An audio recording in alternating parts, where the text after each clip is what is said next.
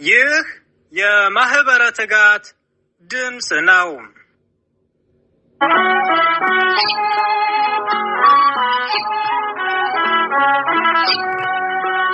በስመ አብ ወወልድ ወመንፈስ ቅዱስ አሐዱ አምላክ አሜን። ኃጢአተኛ ራሱን የሚያስትበትን ነገር ይናገራል፣ የእግዚአብሔር ፍርሃት በዓይኖቹ ፊት የለም። በአንደበቱ ሸንግሏልና ኃጢአቱ ባገኘው ጊዜ ይጣላታል። ያፉ ቃል አመጽና ሽንገላ ነው። በጎ ሥራን ይሠራ ዘንድ ማስተዋልን አልወደደም። መዝሙረ ዳዊት መዝሙር 35 ከቁጥር 1 እስከ 3። ኃጢአተኛ ጻድቁን ይመለከተዋል፣ ጥርሱንም በእርሱ ላይ ያፋጫል። እግዚአብሔር ግን ይስቅበታል፣ ቀኑ እንደሚደርስ አስቀድሞ አውቋልና።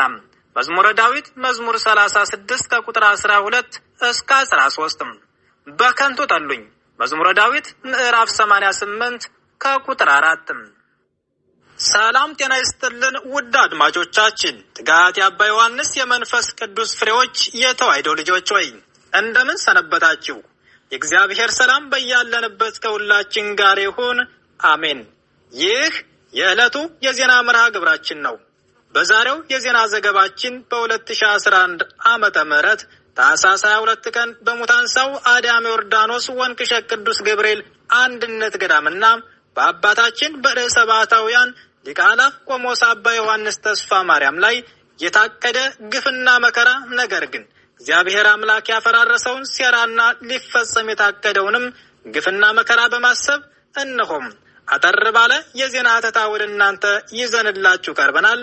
ከዜናው ጋር አብረናችሁ ቆይታ የምናደርገው እኔም ወንድማችሁ ገብረ መድኅንና እህታችን ሙሉ አክሊለ ማርያም ጋር በጋራ በመሆን ነው። እስከ መርሃ ግብራችን ፍጻሜ አብራችሁ እንድትቆዩ ጋበዝኩ። ወደ ዝርዝር ዜናው አልፋለሁ።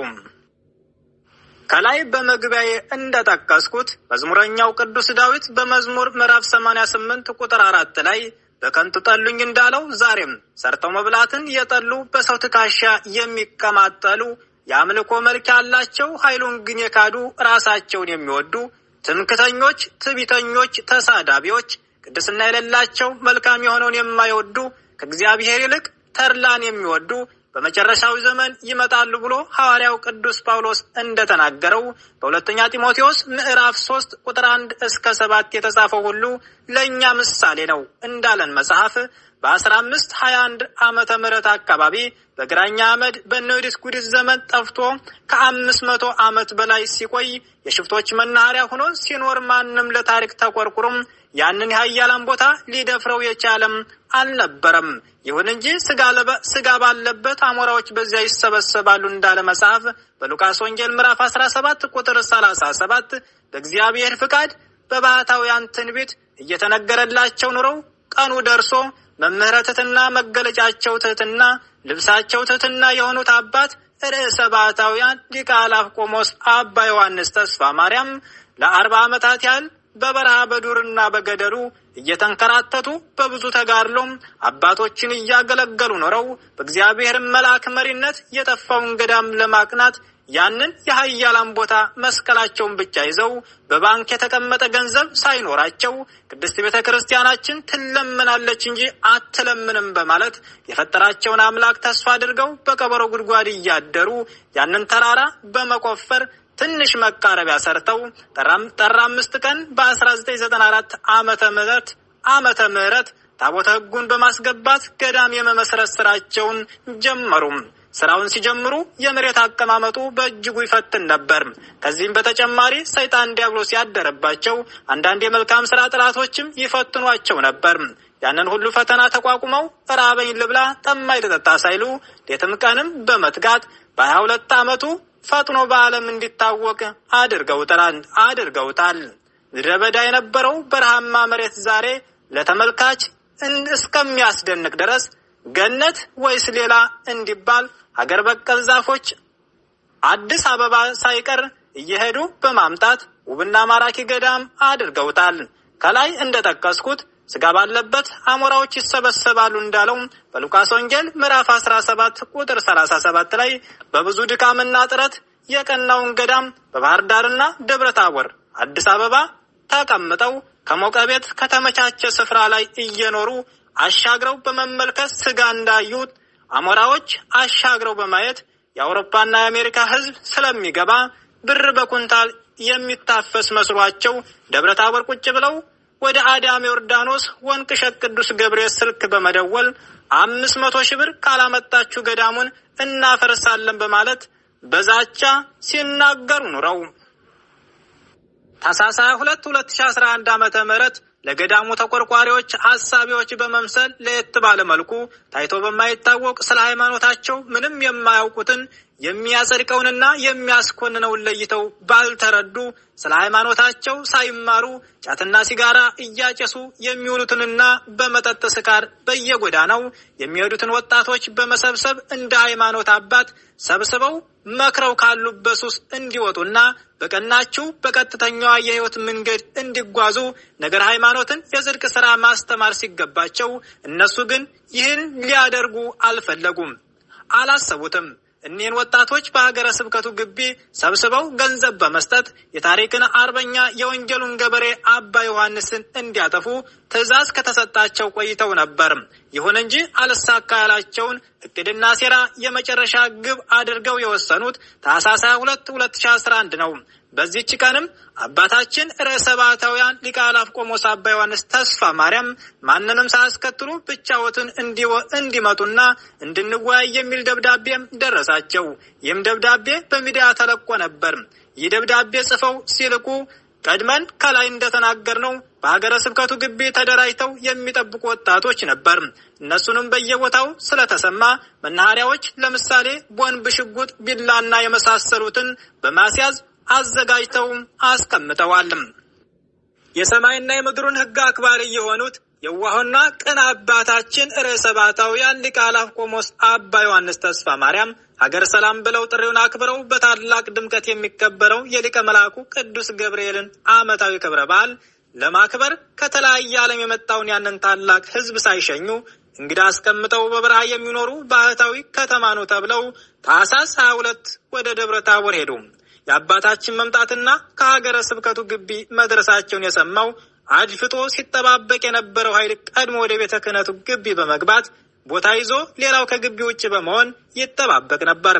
አባታችን ወደ ግቢው ሲገቡ የበረሃው መናኝን ካላጠፋን እንቅልፍ አንተኛም፣ እረፍት የለን ብለው እየተማማሉ የሀገረ ስብከቱ ስራ አስጋጅ ተባባሪዎቹ አባታችን ርዕሰ ባሕታውያን ሊቀ አእላፍ ቆሞስ አባ ዮሐንስ ተስፋ ማርያምን ብቻዎትን እንጂ ሌላ ሰው ተከትሎት እንዲገባ አንፈቅድም በማለት ከገዳሙ አባታችን ተከትለው የሄዱ መለኮሳት ደግሞ አይቻልም፣ የእናንተን ማንነት እያወቅን ብቻቸውን አይገቡም በማለት ክርክር ተፈጠረ።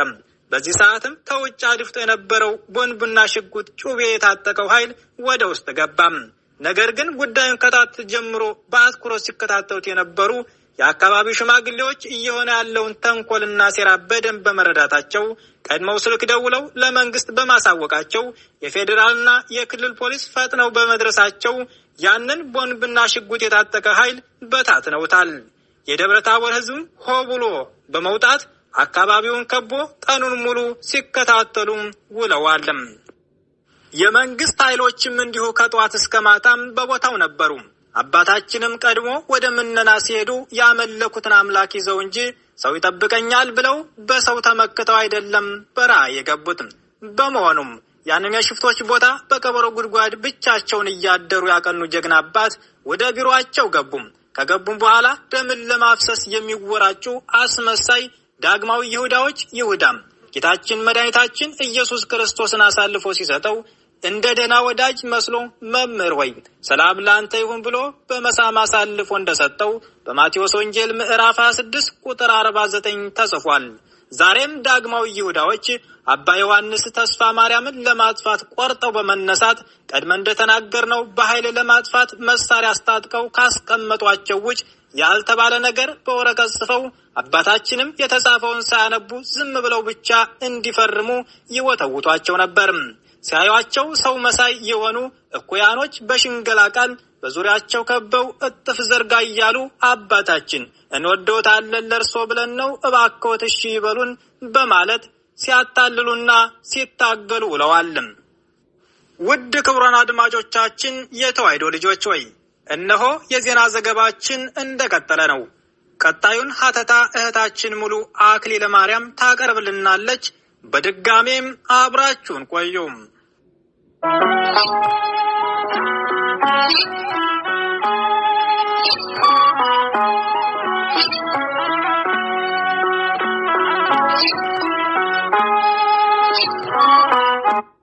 ነገር ግን አልሆነም፣ አልተሳካላቸውም። የበረሃው መናኝ ርዕሰ ባሕታውያን ሊቀ አእላፍ ቆሞስ አባ ዮሐንስ ተስፋ ማርያምን ማታለል አልተቻለም። እግዚአብሔር በሰጣቸው ጸጋ በመንፈስ ቅዱስ ሁሉን ያውቃሉና አልፈርምም አሉ። በዚህም ተበሳጭተው ቀድመው ባዘጋጁት መሰረት የኃይል እርምጃ እንዳይጠቀሙ የደብረ ታቦር ሕዝብ በተጨማሪም ደብዳቤው በሚዲያ ሲፖስት ያዩ የወንቅሸት አካባቢ ነዋሪዎችና እንዲሁም ከሌላ ቦታ ተሰብስበው ነገሩ ምንድነው በማለት ወደ ስፍራው መጥተው ስለነበረ ደም የጠማቸው የሀገርና የሃይማኖት አጥፊዎች ሐሳባቸው ፈራረሰ፣ ሴራቸውም ከሸፈ።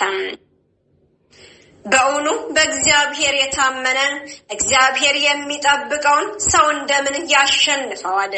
ውድ አድማጮቻችን እኒህ የታሪክ አጥፊዎች በወረቀታቸው ላይ ከጻፏቸው ጥቂቱን እንነግራችኋለን። አንደኛ፣ በሕግ አማሃይተው አባታችን ያልሰሩትን ይህ ነው ተብሎ ሊገለጽ የማይቻል በወረቀቱ ውስጥ አለ። አባታችን ብቻ ዝም ብለው ይፈርሙ እያሉ የሚዘበዝቧቸው ያልሰሩትን ሰርተዋል ተብለው በራሳቸው ወደው ፈርመዋል በማለት በቀጥታ ወደ እስር ቤት በማስገባት ማንም ሰው ሄዶ የማይጠይቅበት የጨለማ እስር ቤት በማስገባት ስጋቸውን ለመቆራረጥ ነበረ እቅዳቸውና ዓላማቸው። በእውነት ይህንን ግፍ ምድር እንደቻለች ሰማይስ እንደምን ዝም አለች? ሆኖም እናታችን ቅድስት ድንግል ማርያም ለወዳጆቿ ለአገልጋዮቿ ታምራትን ማድረግዋን ዛሬም በዚህ ዘመን አላቆመችም። አምኖ ለተማጸናት ሩህሩህ አዛኝ ፈጥና ደራሽ ናትና በሙታንሳው አዳሜ ዮርዳኖስና በርዕሰ ባሕታውያን ሊቀ አእላፍ ቆሞስ አባ ዮሐንስ ተስፋ ማርያም ላይ ትውልድ የማይረሳው ለአፍታም የማይዘነጋው ታኅሳስ 22 2011 ዓ.ም እግዚአብሔር ለወዳጆቹ ቅርብ በመሆኑ የወዳጆችን መጎዳት ፈጽሞ አይፈልግምና እነሆ ትናንት የነበረው ዛሬም ያለው የአባቶቻችን አምላክ የኛም አምላክ የድንግል ማርያም ልጅ የጠላትን ወጥመድ ሰባብሮ ጥሏቸዋል። ክብር ለእግዚአብሔር ይሁን። ስለ በረሃኛው አባታችን ግፍና በደል ቀንጨብ አድርገን ተናገርነው እንጂ ሁሉን እንዘርዝር ብንል ጊዜና ሰዓትም አይበቃንም። መልካም የሚሰራን ማበረታታት ሲገባ በለው ጣለው የሆነበት ጊዜ ሆነና ግፉ አሁንም ቢሆን አላቆመም። የልማት አባት የታሪክ ባለቤት የሆኑት ክቡር አባታችን ርዕሰ ባሕታውያን ሊቀ አእላፍ ቆሞስ አባ ዮሐንስ ተስፋ ማርያም ከሙታንሳው አዳሜ ዮርዳኖስ ወንቅሸት ቅዱስ ገብርኤል ጀምረው ገዳምን የሚሰሩት ግፍን በመቀበል ነው። ከሀገርም አልፎ በሰው ሀገር ገዳም ልስራ ላሉ እነሆ ትውልዱ የማይረሳው እንደ ታኅሳስ 22 ዛሬም በሀገር አሜሪካ ታይቶ የማይታወቅ አንድ በረሃኛ ባሕታዊ መናኝ ጥላ ሳይዘቀዝቁ ከቤተ መንግስትና ከቤተ ክህነትም 5 ሳንቲም ሳይጠይቁ ገዳምን ቢሰሩ ለምን መልካም ሰሩ ተብለው በኩያን ሰዎች ግፍ እየተሰራባቸው ይገኛል። ሰማያት ይስሙ፣ ምድርም ታድምጥ። መልካም የሚሰራ የሚሳደድበት ኃጥእ ደግሞ የሚከበርበት ዓለም እውነት ተሽጦ ሐሰት ነገሰና አባታችን ዛሬም ቢሆን ግፋቸው አላቆመም። ሁሉም እያዩ ሐሰትን ወደው በእውነት ላይ ዝም አሉ። ባላዩ አለፉት፣ እውነትንም ገፏት። የኛ አባት ይህ ሁሉ በደል እየተፈጸመባቸው መልካም ስራን ከመስራት ታሪክ ከማስቀመጥ ወደኋላ አላሉም። እውነት ነውና ያዙት። አሁንም ትውልዱን የሚያኮራ በእውነት ሺህ ቃላት የማይገልጸው እጹብ ድንቅ የሆነ ውበቱ ያማረ የስፋቱ መጠን የማይለካለት ታላቅ ገዳም ዳግም በደራዋ ምድር እየሰሩ ወደ ማጠናቀቁ ላይ ደርሰዋል። እንደ ስሙ ልዩ ያማረ ገዳም አዳም ዮርዳኖስ መንበረ ጸባዖት ገዳመ መንፈስ ቅዱስ አንድነት ገዳም አንበሳ ሜደራ ጠላትን ያሳፈረ ታሪክ ዳግም እነሆ ተሰራ። ይህንን ላደረገ ልዑል እግዚአብሔር ክብር ምስጋና ይሁን፣ አሜን። ታኅሳስ 22 2011 ዓ.ም እኛ ትጋቶች እንዘክርሻለን። መቼም አንረሳሽ፣ በልባችን ጽላት ተጽፈሽ ትኖሪያለሽ።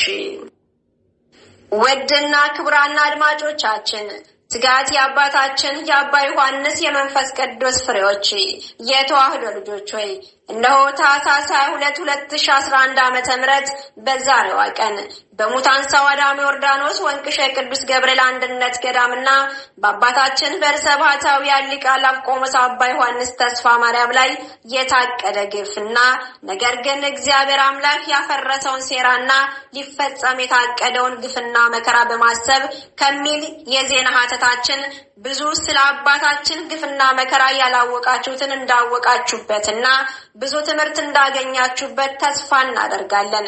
መልአኩ ቅዱስ ገብርኤል አባታችን ባሉበት ይጠብቅልን፣ ሀገራችን ሰላም ያደርግልን፣ አሜን።